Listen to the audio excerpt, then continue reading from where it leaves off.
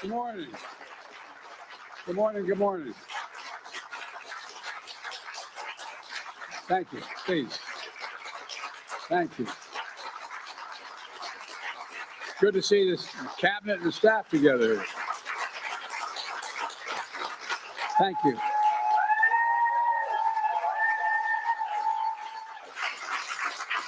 Thank you, thank you, thank you. Please. Thank you, thank you, thank you. It's good to see you all. Particularly good to see my granddaughter sitting in the front row here. Hi, Finn. How are you, honey? For over 200 years, America has carried on the greatest experiment in self-government in the history of the world. And that's not hyperbole, that's a fact. We're the people. The people vote and choose their own leaders, and they do it peacefully. And we're in a democracy. The will of the people always prevails. Yesterday, I spoke with President-elect Trump to congratulate him on his victory. And I assured him that I'd direct my entire administration to work with his team to ensure a peaceful and orderly transition. That's what the American people deserve. Yesterday, I also spoke with Vice President Harris. She's been a partner and a public servant. She ran an inspiring campaign, and everyone got to see something that I learned early on to respect so much, her character. She has a backbone like a ramrod. She has great character, true character.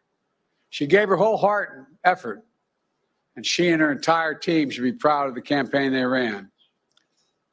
You know, the struggle for the soul of America since our very founding has always been an ongoing debate and still vital today. I know for some people, it's a time for victory, to state the obvious. For others, it's a time of loss. Campaigns are contests of competing visions. The country chooses one or the other.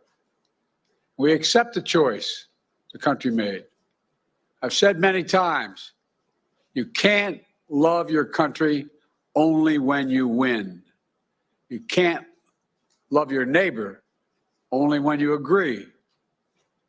Something I hope we can do, no matter who you voted for, is see each other not as adversaries, but as fellow Americans. Bring down the temperature. I also hope we can lay to rest the question about the integrity of the American electoral system. It is honest, it is fair, and it is transparent. And it can be trusted, win or lose. I also hope we can restore the respect for all our election workers who busted their necks and took risks at the outset. We should thank them. Thank them for staffing voting sites, counting the votes, protecting the very integrity of the election. Many of them are volunteers who do it simply out of love for their country. And as they did their duty as citizens, I will do my duty as president. I'll fulfill my oath, and I will honor the Constitution. On January 20th, we'll have a peaceful transfer of power here in America. To all our incredible staff, supporters, cabinet members, all the people who've been hanging out with me for the last 40 years, God love you, as my mother would say. Thank you so much. You put so much into the past 4 years. I know it's a difficult time. You're hurting. I hear you and I see you.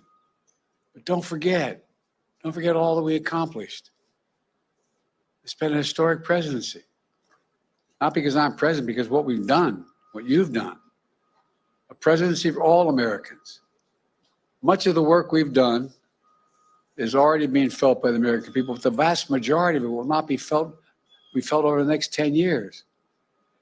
We have legislation we passed that's just only now just really kicking in. We're going to see over $1 trillion worth of infrastructure work done, changing people's lives in rural communities and communities that are in real difficulty because it takes time to get it done. And so much more. It's going to take time, but it's there. The road ahead is clear, assuming we sustain it. There's so much we can get done and will get done. based on the way the legislation was passed. And it's truly historic. You know, we're leaving behind the strongest economy in the world. I know people are still hurting, but things are changing rapidly. Together, we've changed America for the better. Now we have 74 days to finish the term, our term. Let's make every day count. That's the responsibility we have to the American people. Look, folks, you all know it in your lives. Setbacks are unavoidable, but giving up is unforgivable. Setbacks are unavoidable, but giving up is unforgivable. We all get knocked down. But the measure of our character, as my dad would say, is how quickly we get back up. Remember, a defeat does not mean we are defeated. We lost this battle. The America of your dreams is calling for you to get back up. That's the story of America for over 240 years and counting. It's a story for all of us, not just some of us. The American experiment endures. We're going to be okay, but we need to stay engaged. We need to keep going. And above all, we need to keep the faith. I'm so proud to have worked with all of you. I really mean it. I sincerely mean it. God bless you all. God bless America. And may God protect our troops. Thank you, thank you, thank you.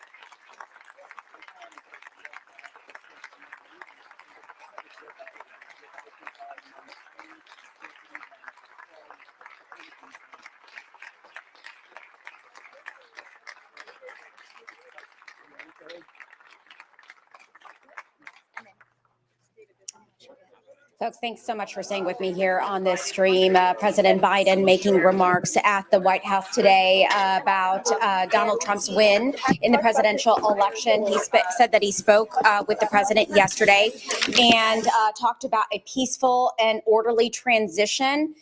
He said that he also spoke with Vice President Kamala Harris about the inspiring campaign that he says that she ran. But he said that they're going to continue to move forward and make this transition as easy as possible for the American people and encourage folks to get back up again and move in a positive direction. Okay, so of course, a lot of eyes on what's happening here. We are going to have much more coming up for you here on Wave News throughout the day. Of course, our noon newscast as well. So we appreciate you joining us here on this live stream. I'm Myra Ansari. Have a great day.